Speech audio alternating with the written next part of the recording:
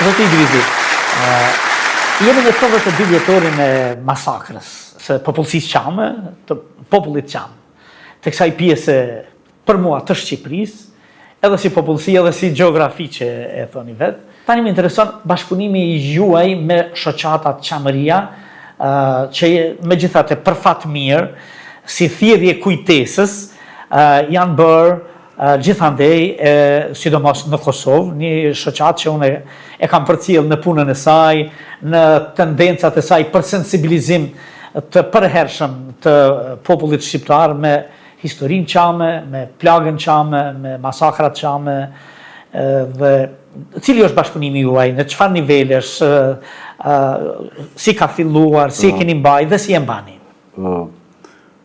Për mua personalisht, po besoj që edhe për çështën qame ka qenë shumë e rëndësishme për krajë dhe mbështetja që ne duhet kishim, pra mos ishin vetëm. Dhe në këtë kuptim, unë jam shumë i njohur shoqatës Qamëria Kosovë, bashkëpunim për shumë vitesh, jemi gjithmonë në të njëjtën sinkron, dhe për ne është shumë e rëndësishme mbështetja e shoqatës Qamëria të Kosovës.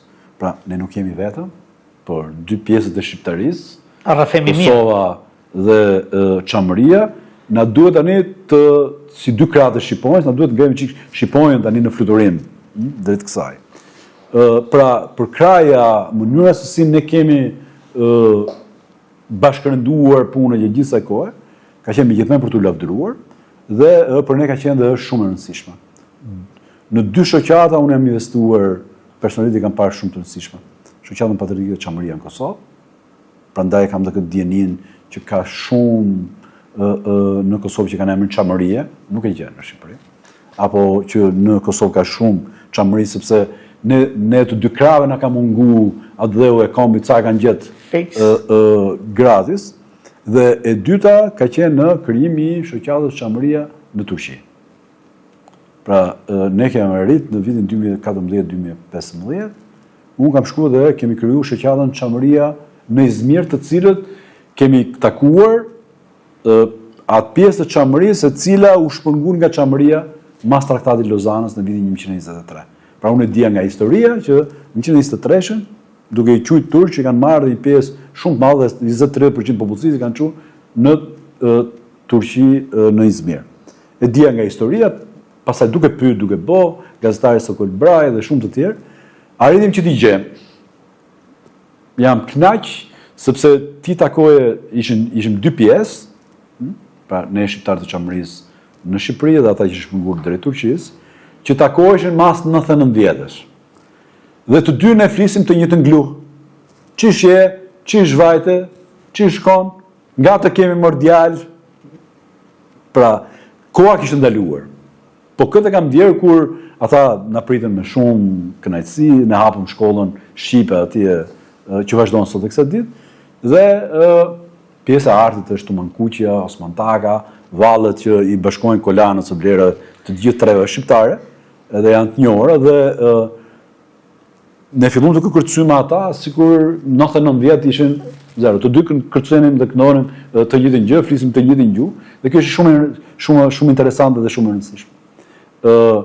Pra, sa më shumë Qamëri të ketë në Kosovë, ke shqiptarët e Maqedonisë, ke ata që janë sot e kësaj dite në Qamëri, apo në diasporë, unë mendoj që kombi duhet të frymëzojë njësoj. Për këtë arsye, shoqata Qamëria dhe PDU ka qenë gjithmonë në përkraje të gjithë interesit shqiptar kudo që ata janë. Për shembull, nuk është rasti që unë duke qenë pjesë e delegacionit shqiptar në Këshillin e Evropës, kam qenë i vetmi deputet shqiptar dhe antar i delegacionit shqiptar që kam bërë debat dhe kam kundërshtuar raportin e Dikmartit. E kisha pyetje në vazhdim sepse të mbaj mend për të tillë. Madje më vjen keq, po kam qenë kështu një parashikues, unë bëra thirrje atëherë, një parashikues që do doja që mos dilin parashikim, sepse e mbaj mend mos e çka kam thënë, se mos në një pjesë i lidhur me Kosovën. Duke u nis nga historia që ajo që kishte ndodhur me shqiptarët e Qamërisë, pra që ne na vranë, na përzu për 30 vjet, nga 1913 deri në 44, është e fundi 44, ne përmendim 44, po ka filluar që në 1913-ën, na vranë, na prenë, jo në luftë, në për shtëpia, 20% e popullsisë, 80% ishte spastrim etnik dhe në fund fare jo po bashkëpunëtori gjermanit që ishin Që ishte e fundit. Se kjo ishte bërë që nga 2013. Po, pra, në paralelizëm, unë kam thënë më thamon, unë e di shumë mirë se shqiptarët qamërisë, që shtetet cilët kanë aftësi shumë të madhe propagandistike se ne, arrin të përmbysin të vërtetat mëdha. Dhe kisha për vërtetën për qamërinë. Po praktikisht, unë nuk e mendoja kur që po thoja aty, dhe këtu e kisha qëllimin, që shtete shumë fuqish me propagandë si Serbia, do arrin të përmbysin të vërtetat mëdha, po nëse vërtetat qamërisë 86 vjet, kjo e Kosovës ishte 70 vjet akoma. Pra, ne sot nuk po flasim për krimet e Serbisë. Ne sot kemi për mua ata heroj të cilët morën pushkën e luftuan për atë e tyre, komandantët e kam fjalën për Hashimin, Kadriun, Jakupin dhe Recep Selimin, që të cilët janë herojt e Shqipërisë, ata janë në Hag. Në Hag do të ishte zëdhënësi dhe ministri i Miloševićit. Ç'a kemi bën ne? Ç'a ka ndodhur me ne shqiptarët?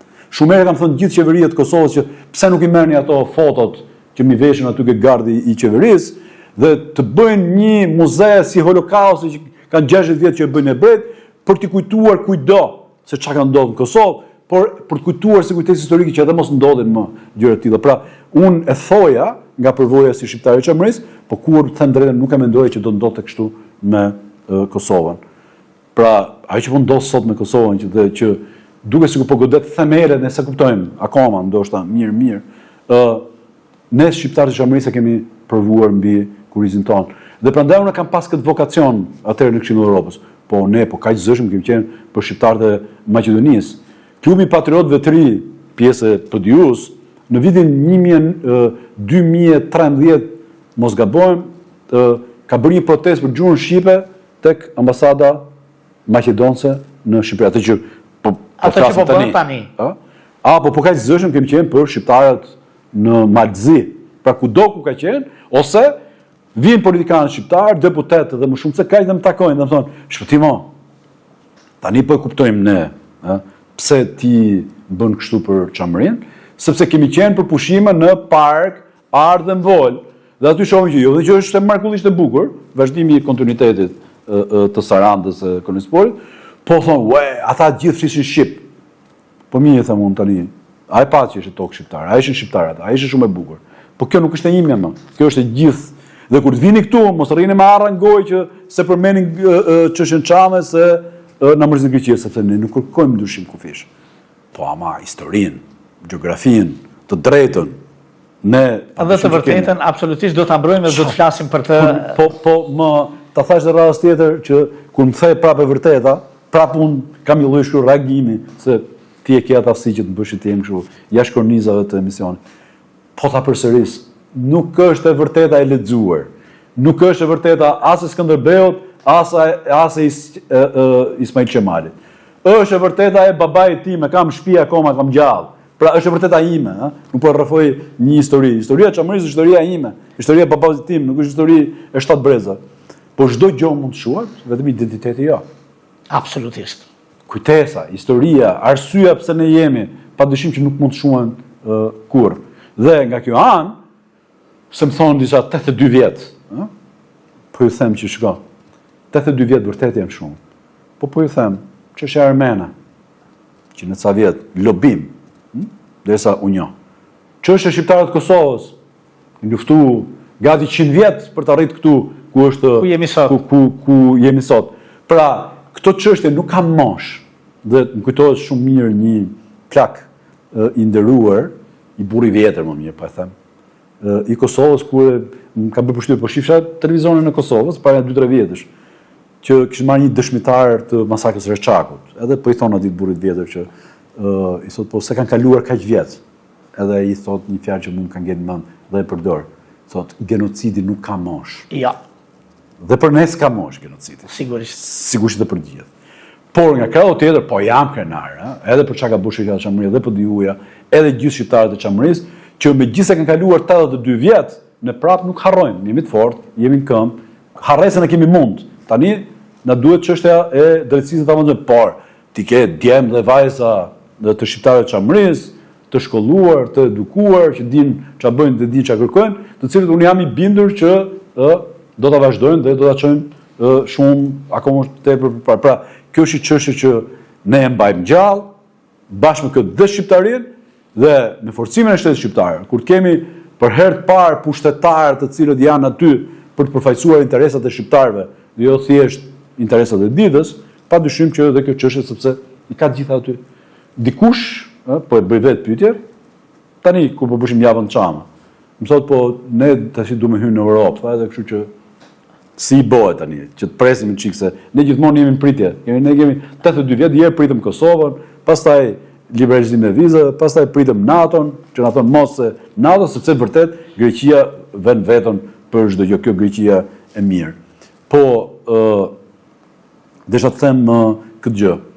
Them shoh, nuk ka gjë më europiane dhe nuk ka pjesë e Shqipërisë treg që e pret më me shumë gëzim dhe mezi e pret që ne të hyjmë pjesë Bashkimit Evropian. Për dy gjëra. E para sepse në etalon të Bashkimit Evropian, pra të botës qytetërore dhe demokracisë janë të drejtat themelore të njeriut. Dhe e gjithë ajo padrejtësia dhe drejtësia që ne kërkojmë buron nga këto. E drejta e lëvizjes lirë të njerëzve. Baba im nuk shkon dot 84 vjeç, shkojnë kufi ndalojnë se ka lind në Çamëri. Tani, a mund të heqëm 84 vjeç babës tim të them, "O bab, ndroje pasaportën e mos e bëj." Ja. S'ndodh, as mund të kërkoj. E dyta, e drejta e jetës është drejt themelore e njeriut atyre që shpreh. E drejta e lëvizjes është sot, është aktuale, vazhdojmë pasohet mbi ne. E drejta e pronës, baba im me drejt thotë ne gjithë kemi qef miliona e gjokalemojve. Dhe baba im thotë ja ku e ke shtëpinë në Margëlliç. E jotja është vërtet. Dhe sigurisht për mua shumë e shtrenjtë, edhe sigur kemi saraje këtu në Shqipëri. Në Shqipëri. Sepse është vendi jon. Pra, edhe kjo është çështje e drejtave të njeriut. E thënë kështu, ne mund të interesojmë se tjetër, po edhe për një arsye tjetër. Edhe mekanizmat për çështjen shqiptare të Çamërisë janë më të forta dhe më relevante kur ne jemi pjesë e Bashkimit Evropian dhe shpresoj shumë që 2030 të jetë e tillë. Sepse nga çështje bilaterale, kjo do të thotë një çështje e Bashkimit Evropian. Por Bashkimi Evropian ka dhe mekanizma të tjerë, përveç se ne ta lusim Greqinë, dalun, them, grekët na kanë parë, na kanë pres, na japin drejtat, ne nuk fajsojmë qeverinë greke sot me etj. Del tani presidenti i Greqisë edhe shkon para mi thi, thotë to çamët kanë bë, unë i nxjerr batalionin Çamëria partizan, kjo është histori. S'mund të vazhdoj kështu, ha. Pra, mundësitë shumë të mëdha do jenë kur ne të bëhemi pjesë e Bashkimit Evropian. Të falenderoj nga zemra që u bërë pjesë e spektaklit tonë. Shpresoj mos ju kem lodhur. Në një javë kur quhet Java Çame, na ke thënë gjëra shumë bukura. Unë zakonisht në emision tham, në një emision nuk është të thënë për të thënë edhe për të dhënë të tërën. Mbesi me shpresë se do të na vishë edhe në një moment tjetër, nga se puna juaj edhe personale, po edhe si parti, edhe si shoqat, edhe ka qenë e jashtëzakonshme për këto vite gjithmonë brenda mundësive çfarë mund të bëhet në maksimumin e së mundshmes. Falenderoj edhe në Xhmi Muçiçin, kryetarin e shoqatës Çamëria nga Kosova, që na bëri të mundur prezencën tonë në ditën e shënimit të javës Çame në Parlamentin Shqiptar, ku ju jeni autor, kreator dhe ideator i mbajtjes asaj. Shumë faleminderit, ishte kënaqësi që ju kisha mysafir. Edhe për mua është shumë kënaqësi që isha pjesë e emisionit.